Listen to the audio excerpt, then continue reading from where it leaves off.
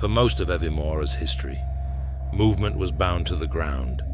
Mountains blocked, oceans divided, forests consumed those who entered without care. Distance meant separation, but that changed, not with invention, with realization, because when the moons took their place in the sky, the world did not simply stabilize. It expanded, and for the first time, the Faelin began to look upward and wonder, what if the sky was not empty, but waiting? At first, nothing appeared different. The wind moved, clouds drifted, the sky remained sky, but something had changed beyond sight.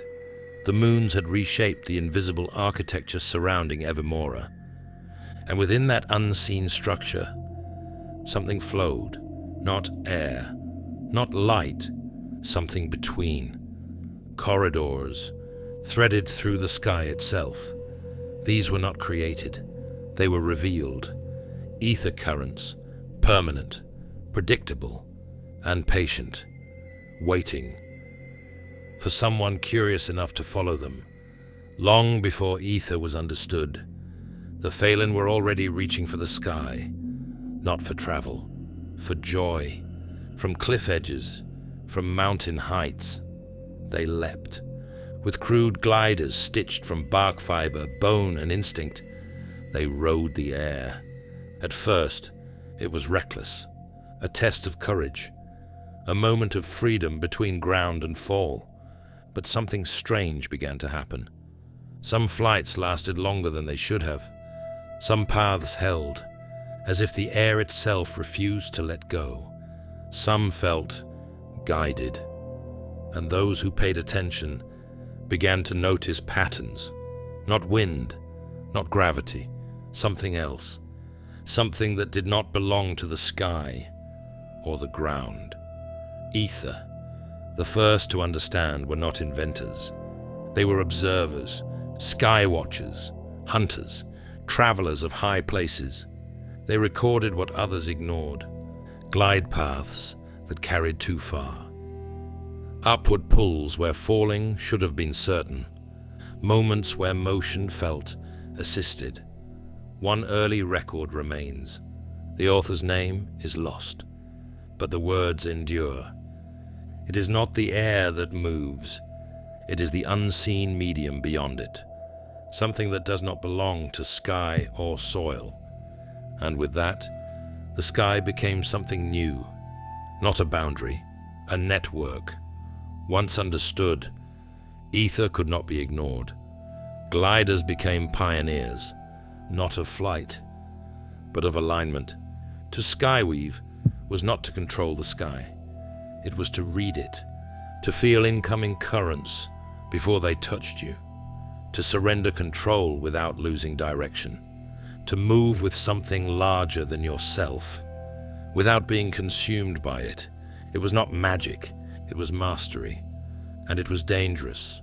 Many vanished, lost in currents no one else could find, but the ones who returned changed everything for the first time. Distance lost its meaning. A Faelin could leave one mountain and land days away. No roads, no maps, only sky and trust. At first, wings were simple, fragile, unreliable. More courage than craft. But curiosity does not stop. It refines. Over generations, those crude gliders became something else. Ether wings, not tools, extensions, balanced to the body, tuned to instinct, shaped by the one who would fly them. No two were ever the same. To lose one was not inconvenience, it was loss. Today, skyweavers do not simply wear their wings, they bond with them. Modern Aether Packs are not controlled by hands. They are guided by thought, a breath, a shift of will, and the wings unfold, not mechanically, naturally, as if they were always meant to be there. Phora crystals embedded within the frame, do not power the flight. They listen. They translate intention into motion, creating a loop between body, mind, and sky. The best Skyweavers describe it simply: you are not flying, you are being carried. Aether changed everything. Regions once separated became connected. Trade expanded. Knowledge spread. Cultures touched. The world became smaller and more fragile, because connection means consequence travels faster. There are places where the currents converge, where the sky feels different, thinner, responsive.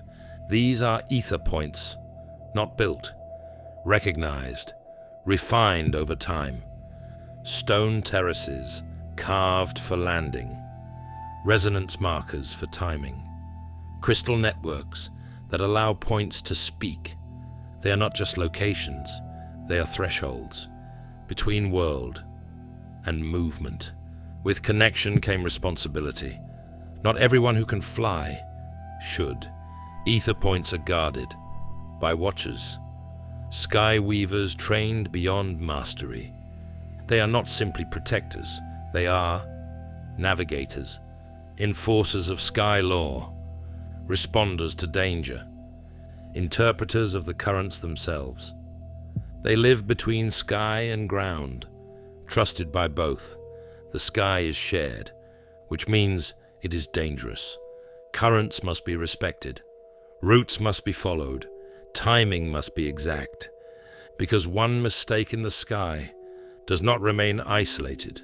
It spreads like a storm, and those who break sky law learn quickly. Freedom without discipline is destruction. The Aether Age was not about flight. It was about perspective. The world did not grow smaller. The Faelin grew larger within it. They learned that boundaries are not always walls. Sometimes they are invitations. And once a people learns that the sky itself can be crossed, there is only one question left. What lies beyond it that has not yet been found?